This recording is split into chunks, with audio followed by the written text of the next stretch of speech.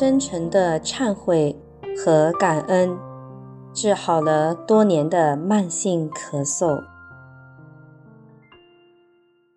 在2011年以前，如果有人问我，咳嗽病不用任何药物，不用任何医学手段，可以治好吗？作为中医师，我一定会马上否定。但那一年，我在泰国的世界老子道德文化城里，见证到一例新阴性咳嗽病的情怀疗愈过程，让我的想法得以改变。2011年，我来到文化城参加道德经学用研习营生命的力量课程。当时我的小组里有一名姓苗的青年，我们都叫他小苗老师。在课程的头2天里，我发现他时不时就要咳几声，有时声音很低，有时会咳到面红耳赤，甚至咳到趴在桌上。我一听咳声就知道这不是痰咳，也不是热咳，问他是不是咽喉痒。他回答说，不是的，这个咳嗽已经有很多年了，西药、中药吃了很多，就是不好。每次咳嗽时，他都觉得胸部很紧，然后就咳。我以医生的习惯再问细节，看舌诊脉，也查不出什么异常的地方，只好作罢。但逐渐的，我注意到课程中老师只要每次讲到父母亲情、感恩、忏悔之类的话题，他的咳嗽就特别厉害。听大家分享时也是如此。于是第2天的晚上，在小组讨论时，我特意问他，愿不愿意把他心中的纠结讲出来，大家一起想办法。可能那天的感触特别深吧，他终于敞开心扉，给我们讲述了他心中的痛。他和太太长期在外地工作，孩子就交给他的妈妈，也就是孩子的奶奶来带。有一天，奶奶带当时大约4岁的小孙子上街理完发，坐出租车到家附近，忙着付钱的时候，小孩子先下了车。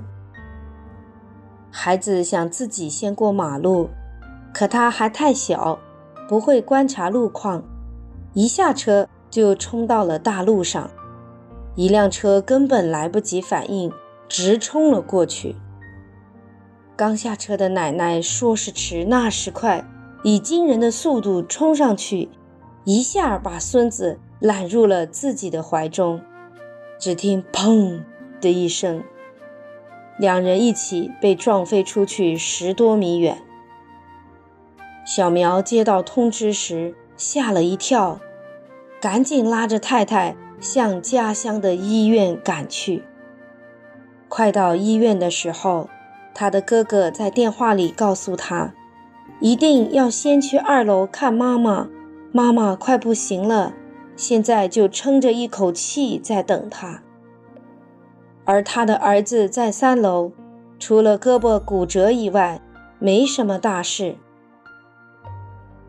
但小苗夫妇爱子心切，还是先上楼看望了儿子。等再来到妈妈身边时，不成想，妈妈已经抱憾去世了。可能是老人心里惦记着儿子，最后连眼睛都没闭上。小苗的哥嫂都认为他太没良心了，妈妈牺牲性命救了他儿子，可他却连见妈妈最后一面的机会都不珍惜。但小苗认为自己没有做错，他怎么会想到最后是这种结果？大家意见不同，产生了矛盾。从此以后，他们兄弟互不往来。小苗的咳嗽病也是从那个时候开始出现的。他说，这么多年中，他也很后悔，很受煎熬。每次想到妈妈，就觉得胸闷，喉头发紧，呼吸困难，所以忍不住要咳起来。但妈妈已经去世了，再想说什么也没有机会了。说到这里，小苗涕泪横流，泣不成声。全小组的人也非常感动，我们都劝他上台，为所有人分享这段经历，并把他心中想说的话全部说出来。课程的第3天一早，面对所有人，小苗鼓足勇气讲述了整个事件。他说，他感恩妈妈，妈妈的养育之恩、救子之恩，他永远不忘。同时，他忏悔自己当初做错了，非常对不起妈妈，祝福妈妈在天上过得开心快乐。小苗对着空中大喊，妈妈，对不起，请原谅我，谢谢您，我爱您。在场的人都流下了感动的眼泪，深深地反省自己，感恩父母。小苗也感谢哥哥嫂嫂在学用了《道德经》以后，对他既往不咎，给他温暖，还带他来到文化城参加学习。他决心要好好的珍惜这份情谊，以兄弟和睦来告慰妈妈的在天之灵。说来也怪，自从这次分享以后，小苗的咳嗽再也没犯过了。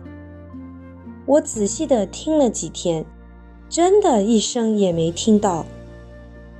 我好奇地问他身体感受，他说现在心头宽敞，想到妈妈听到了他的道歉和感谢，他就觉得他们母子的心还是连在一起的，所以浑身暖暖的，有很多力量，见到哥嫂也倍觉亲切。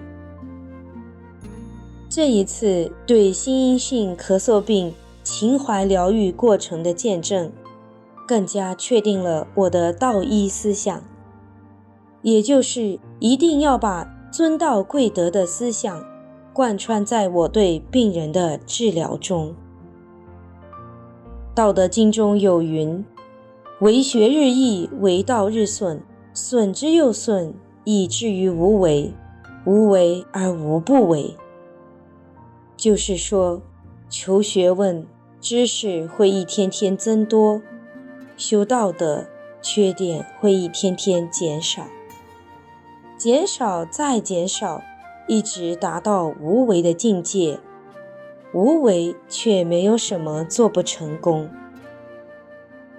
当我们不断清理自己的内心，去除那些由自私、傲慢、无明所造成的淤堵时，我们的心就会敞亮，正气就会充满身心。